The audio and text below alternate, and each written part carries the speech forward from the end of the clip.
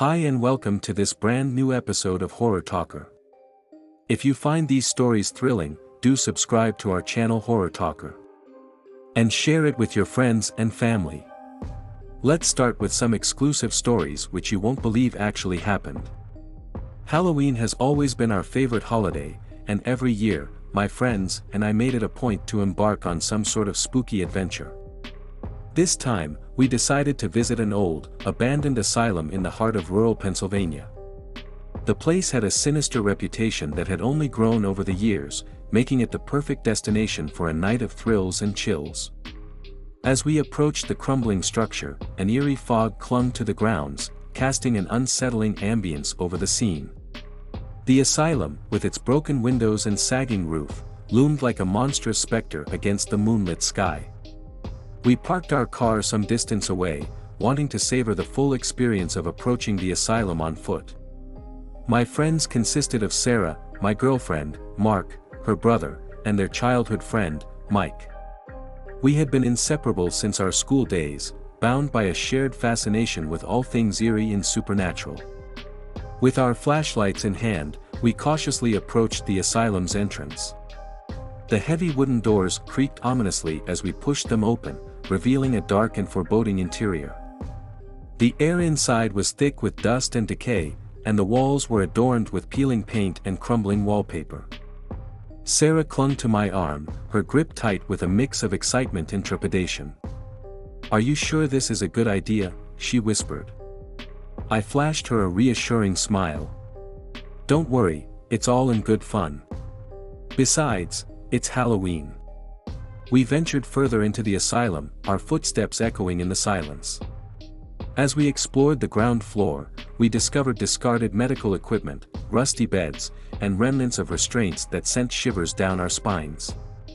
It was clear that this place had once been home to individuals who had suffered greatly. Our curiosity led us to the staircase, and we ascended to the second floor. The corridor was long and dimly lit, and the walls were lined with closed doors leading to various rooms. We pushed one of them open, revealing a stark and barren space with a single, rotting mattress on the floor. It was a scene that seemed to have been frozen in time, a chilling reminder of the asylum's troubled past. It was then that Mark spotted something unusual. He knelt down and picked up a tattered journal from the floor. Its pages were filled with handwritten notes and sketches, detailing strange experiments and treatments that had been conducted on the patients. The drawings depicted grotesque procedures and twisted medical instruments. "These records are disturbing," Mike muttered, flipping through the pages. "It's like something out of a horror movie." Sarah shuddered, her unease growing. "I don't like this place. We should leave." But our morbid curiosity got the better of us, and we pressed on, determined to uncover more of the asylum's secrets. We reached the end of the corridor and came upon a heavy metal door. It was partially ajar, revealing a set of stairs that led downward into darkness. "Should we go down there?" I asked, my voice barely more than a whisper. Mark nodded, his eyes filled with a mixture of dread and excitement. "We've come this far. We can't turn back now." With our flashlights leading the way, we descended into the hidden underground chamber. The air grew colder with each step, and a sense of foreboding settled over us. It was as if the very walls were closing in around us, suffocating us with the weight of the asylum's grim history. As we reached the bottom of the stairs, we entered a vast chamber filled with rows upon rows of shelves. On these shelves were countless jars, each one containing a grotesque specimen. They ranged from malformed organs to preserved limbs, a macabre collection that left us speechless. "These are human body parts," Mike whispered, his voice trembling. Sarah clutched my arm, her face pale. "We need to get out of here. This is too much."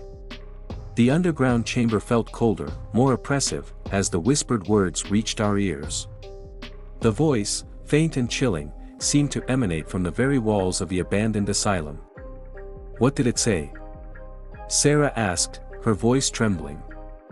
I shook my head, unable to comprehend the words fully. They were disjointed, like fragments of a dark incantation, and they sent shivers down my spine. I couldn't make it out, but it's not right. We need to leave. Mark's flashlight flickered, casting eerie shadows on the decaying walls. We can't go back the way we came. It's like the maze is shifting, rearranging itself. Sarah clutched the map tightly, her knuckles turning white. We have to find another way out, then. We can't stay here. We pressed on, following the narrow corridor that led deeper into the underground labyrinth. The whispers persisted, growing louder and more unsettling with each step. It was as though the asylum itself was speaking to us, revealing its darkest secrets in hushed tones. As we ventured further into the chamber, we came across a room filled with dusty old records. They were patient files, each one detailing the treatment regimens of the unfortunate souls who had once been confined here. The names, diagnoses, and treatment notes hinted at the horrors that had transpired within these walls. "Look at this," Mark said, holding up one of the files. "It says they used electroshock therapy on some of the patients. And lobotomies. This place was a house of nightmares." Sarah's eyes widened as she examined the files. "And look at the dates. Some of these treatments went on for years. Decades, even." The weight of the asylum's dark history pressed down upon us, and we knew that we had to find a way out before it consumed us. But the maze-like passages seemed to stretch on endlessly, and the whispers became increasingly maddening. One evening, as we delved deeper into the chamber, a shiver ran down my spine. I felt as though I were being watched, and when I turned, I saw nothing but the dimly lit chamber.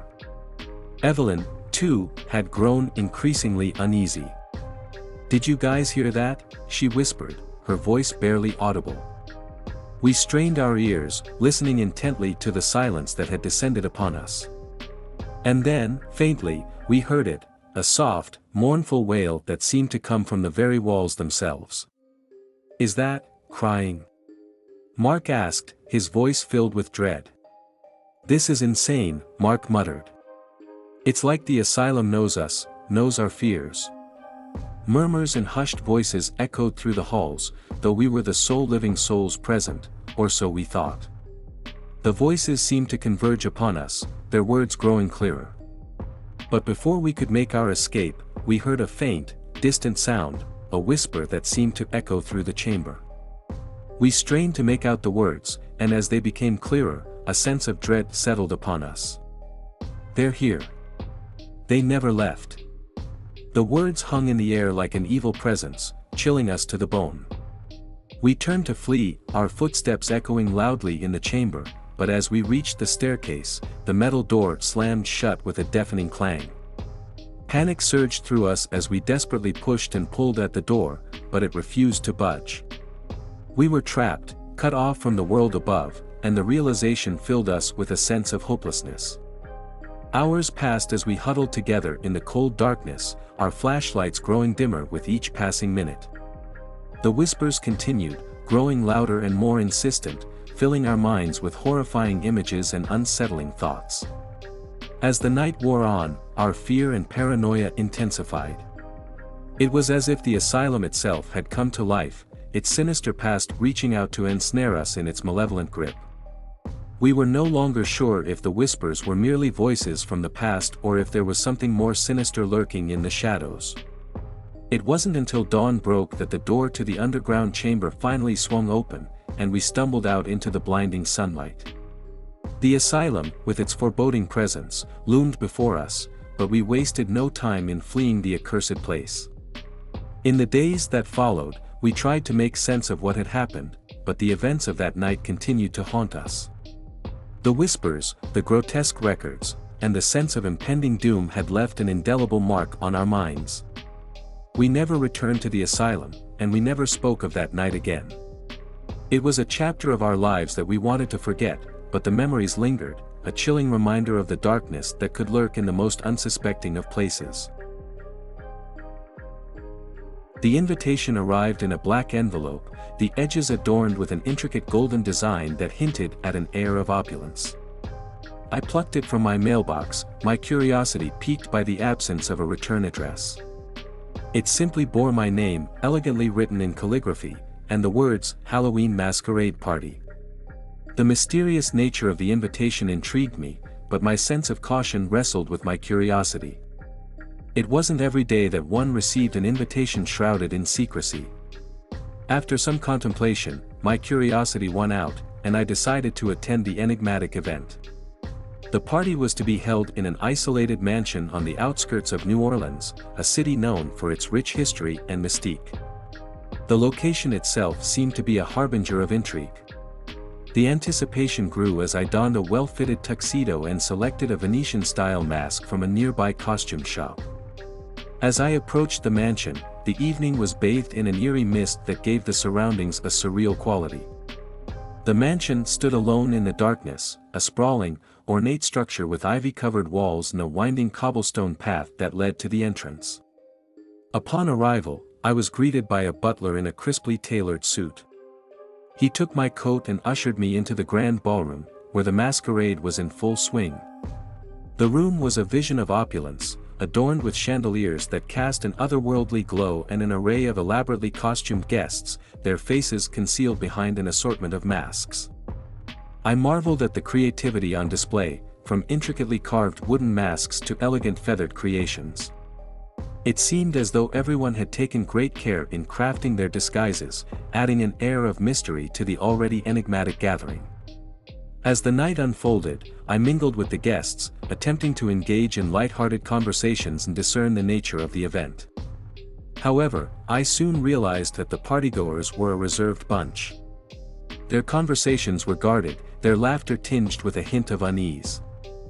I struck up a conversation with a woman in a porcelain mask adorned with delicate red roses.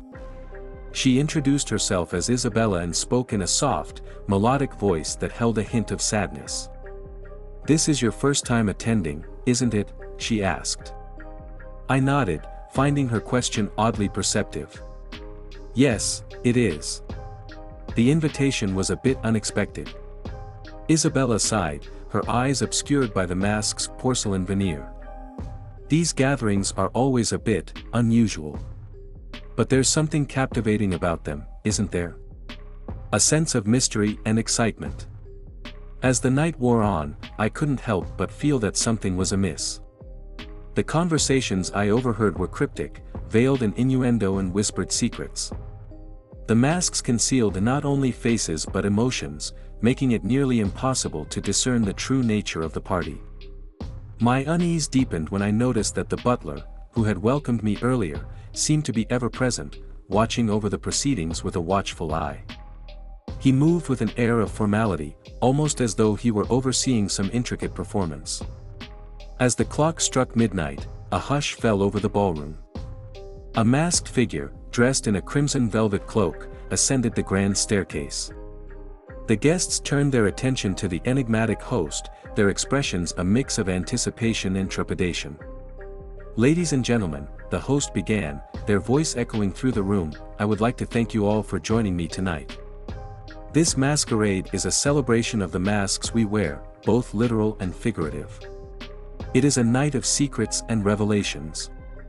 I exchanged a nervous glance with Isabella, who seemed equally unsettled by the host's words. The room seemed to pulse with an electric energy, as though some grand revelation were imminent. The host continued, "In this world of masks, where identities are concealed, who can you trust? Who among you can uncover the truth?" Suddenly, the lights dimmed, plunging the ballroom into darkness. Panic rippled through the crowd as guests fumbled to find their way in the obscurity. When the lights flickered back to life, I found myself alone in the center of the ballroom. The other guests had vanished into thin air, leaving only their discarded masks behind.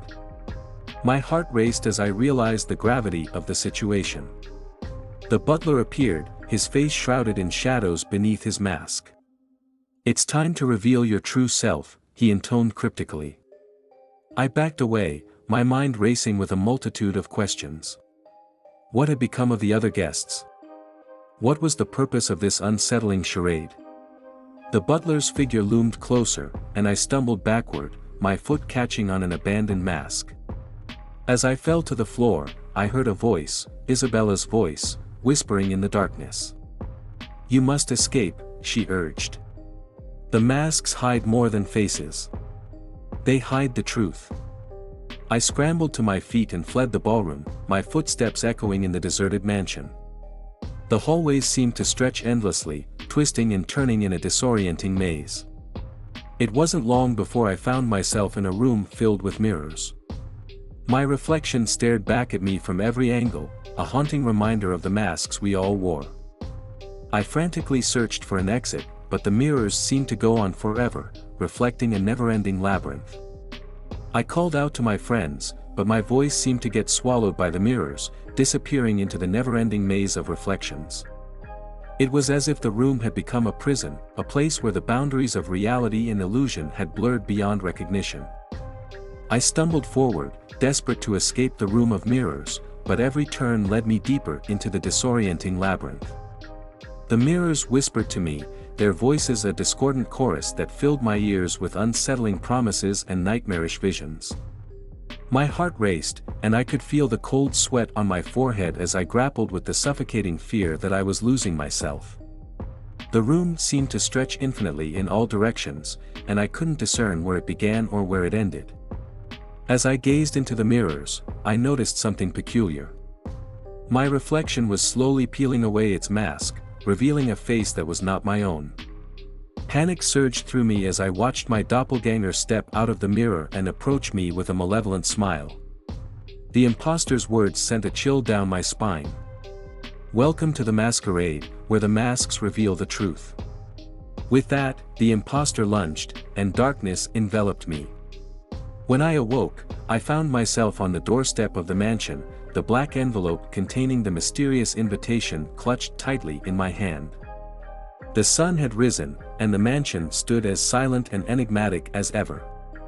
The events of that night remained etched in my memory, a perplexing and unsettling enigma.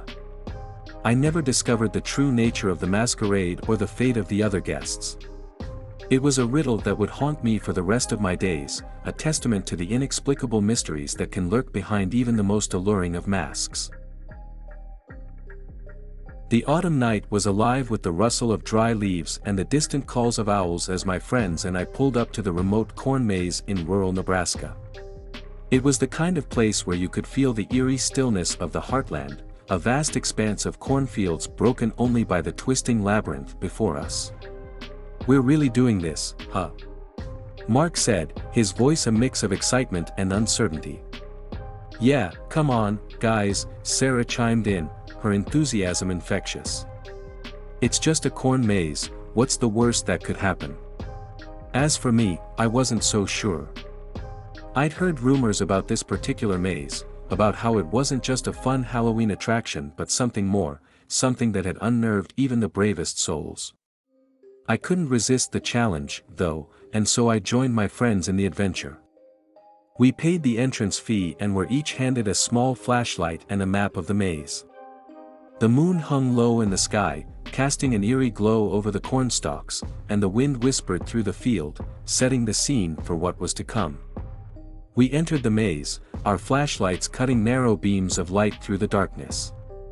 The walls of corn loomed high on either side of us, casting strange, elongated shadows that danced in the night. The initial thrill of the maze was exactly what we had expected. We laughed, joked, and raced each other through the labyrinthine passages. But as time passed, something felt off. The walls of the maze seemed to shift and change, and the path we had just taken would vanish behind us, leaving us disoriented and confused. We called out to each other, our voices filled with apprehension, but our cries were swallowed by the oppressive darkness. It was as if the maze had swallowed us whole, and we were trapped in its claustrophobic grip.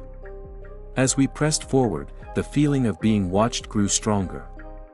It was an invisible gaze that bore into our souls, filling us with dread. Every rustle of the cornstalks, every subtle shift in the wind, seemed like a sinister presence lurking just out of sight. Hours seemed to pass, though time had become an abstract concept in the maze. Fear gnawed at us, and the tension among our group escalated.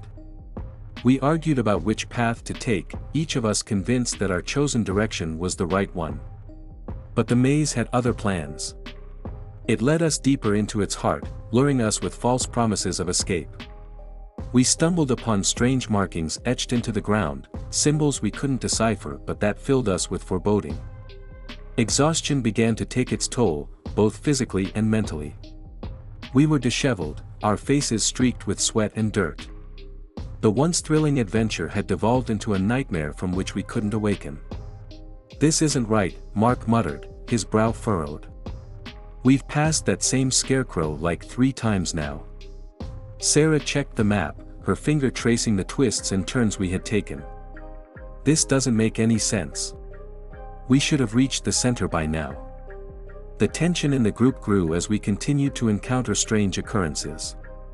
Whispers, faint and barely audible, seemed to echo through the maze. They beckoned us to follow, guiding us deeper into the heart of the cornfield. Against our better judgment, we followed the whispered instructions. The sense of dread intensified with each step. The path ahead seemed to stretch on endlessly, and there was no sign of an exit. Hours passed, and the moon hung low on the horizon. Panic gnawed at the edges of our sanity as we realized that we were trapped in the maze, and it was no longer a game. "We need to stick together," I urged, my voice shaking. "We can't afford to get separated." But the shifting walls of the maze had other plans. In the midst of our conversation, Mark suddenly vanished from view, swallowed up by the ever-changing labyrinth. "Mark!" Sarah screamed, her flashlight trembling in her hand. We rushed to the spot where he had disappeared, but there was no sign of him. "We can't stay here," I said, my heart pounding. "We have to keep moving, find a way out." With heavy hearts, we continued forward, the whispers growing louder and more insistent. They seemed to emanate from the very walls of the maze, their words unintelligible but filled with a malevolent force that sent shivers down our spines. As the night wore on, exhaustion began to take its toll. We stumbled through the maze, our nerves frayed and our flashlights growing dim. It felt as though the cornfield itself conspired against us, leading us in circles, deeper into the darkness. Then, just as hope was dwindling, we stumbled upon a clearing in the maze. In the center stood a scarecrow, its tattered clothes and straw-filled limbs illuminated by the pale moonlight. Its eyes, 2 hollow sockets, seemed to bore into our souls. A shiver ran down my spine as I heard Mark's voice, faint and distant, whispering from somewhere nearby. "Help me." Sarah's eyes filled with tears. "Mark, is that you? Where are you?" The scarecrow's mouth stretched into a grotesque grin, and Mark's voice grew louder. "Follow me." It was a cruel mockery of our friend, a cruel trick played by the malevolent forces of the maze. But we couldn't resist the temptation to follow, to see if there was any chance that Mark was still alive. We ventured deeper into the clearing, and a horrifying realization dawned upon us. The scarecrow was not just a scarecrow, it was a representation of Mark, his features distorted into a nightmarish visage. It was as though the maze itself had claimed him, transforming him into a grotesque puppet. With a sense of mounting dread, we turned and fled from the clearing, leaving behind the cursed scarecrow and the echoes of Mark's voice. As we ran, the whispers grew louder, more frenzied. They seemed to mock us, taunting us with promises of escape that we knew were false. The maze had us in its grip, and there was no way out. Then, just as despair threatened to consume us, we stumbled upon a small, dilapidated shed at the edge of the cornfield. It was our only hope, a chance to find some kind of refuge from the relentless malevolence of the maze. We barricaded ourselves inside, our hearts pounding as we listened to the whispers outside, their voices filled with frustration and anger. We huddled together, trying to find some shred of comfort in our dire situation. As the first rays of dawn broke over the horizon, the whispers finally ceased, and the walls of the maze stopped shifting. The labyrinth released its hold on us, as though satisfied with the torment it had inflicted. Exhausted and traumatized, we stumbled out of the shed and into the light of day. We were free, but the memory of that nightmarish maze haunted us, a chilling reminder of the malevolent forces that can lurk in even the most innocent of places. To this day, I can't look at a cornfield without feeling a shiver of dread. And I know that somewhere out there, that cursed maze still waits, hungry for its next victims, ready to ensnare them in its twisted corridors of darkness. Now, before we come back with brand new episodes for you, do subscribe to our channel Horror Talker. And share it with your friends and family. Until next time, stay awake and stay alert, because you never know.